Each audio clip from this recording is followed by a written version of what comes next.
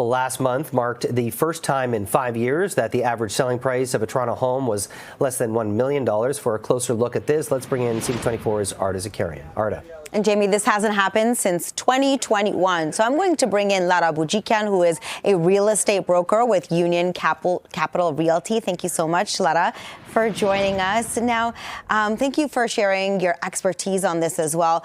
The average GTA home price dropped below $1 million. How significant of a milestone is this for buyers and for sellers?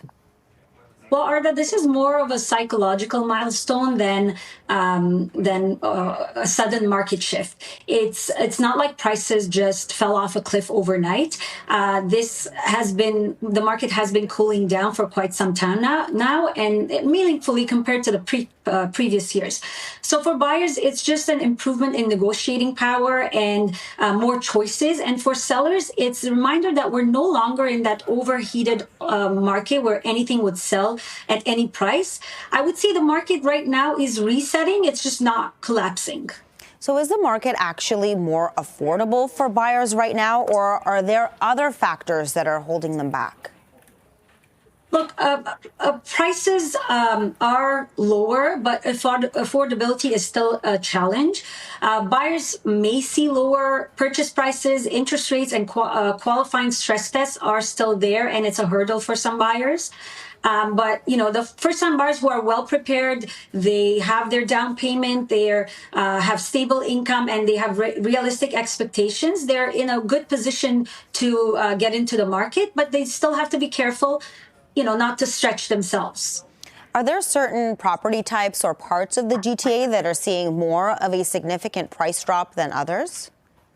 Yes, of course. So we're seeing a larger price softness in the condo market, especially in investor-heavy buildings and smaller units. Some outer suburban areas that had a very quick increase in pricing during the pandemic era have also seen quite they've been cooling down more noticeably as well. However, detached homes specifically in well-located neighborhoods and like family-friendly neighborhoods are still keeping their value strong. And the demand is there. It's just very selective. What advice would you give to someone who is interested in buying, but they're on the fence right now?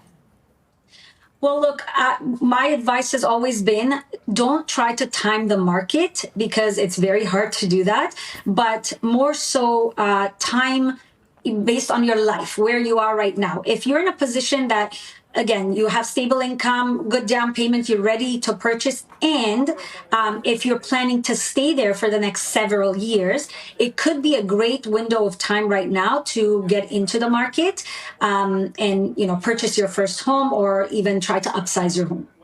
What about for sellers? How realistic do they need to be in this environment? Very realistic. Some sellers are still in the 2021-2022 mindset. Prices are not there, and they have to be realistic about that. If you price your homes well, if you stage it and market it well, homes are still selling.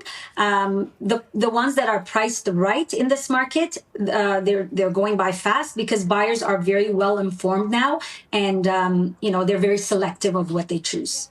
Lara, thank you so much for your time and for your insight on all of this. Lara Bujikian is a real estate broker with Union Capital Realty. Thank you so much. And we're going to send it back to you, Jamie, in the studio. Thanks, Arda.